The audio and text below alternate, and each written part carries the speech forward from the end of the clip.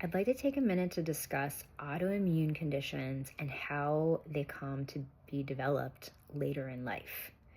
So I studied the work of Alessio Fasano when I was in graduate school. Alessio Fasano is the director of mucosal immunology and biology research at Mass General in Boston.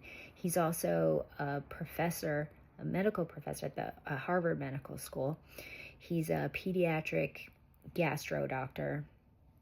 So the man is brilliant, multi-talented, very smart. He's credited for discovering the link between zonulin and leaky gut. So he's the one who coined leaky gut. Anyway, Alessio Fasano explains that autoimmune conditions are basically like three legs of a stool. The first is that you have to have a genetic predisposition. The second leg of the stool is the gut microbiome and having a compromised gut microbiome somehow. The third leg is a trigger. So the trigger is kind of what puts you over the edge. This can be an emotional trigger. Say for a woman, it could be pregnancy. For some, it was the pandemic. It could be a job loss, a divorce, but it could also be an environmental trigger, a mold exposure, heavy metal toxins. And in the case of a recent client I started working with who was recently diagnosed with celiac, his trigger was actually dietary. So during the pandemic, he switched over to a plant-based diet, thinking it was much, much healthier. And so for the past almost 5 years now, he's been eating only plants. And for him, he got activated, right? So he had the genetic predisposition.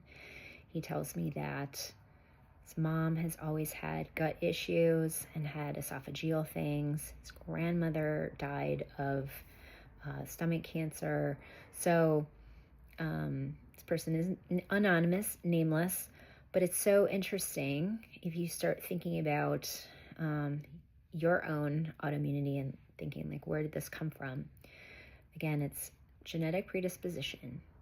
2, and how would you know? Well, there's testing available, and that's something that I do in my practice. 2 is the gut. So the gut microbiome does shift based on what you eat.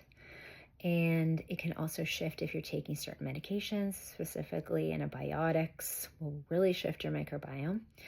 And even things like NSAIDs, Advil, Aleve, Tylenol, they shift your microbiome. Sweeteners like Splenda alter your gut microbiome. Splenda specifically carries a chlorine molecule, so it kills off a lot of good bacteria in your gut.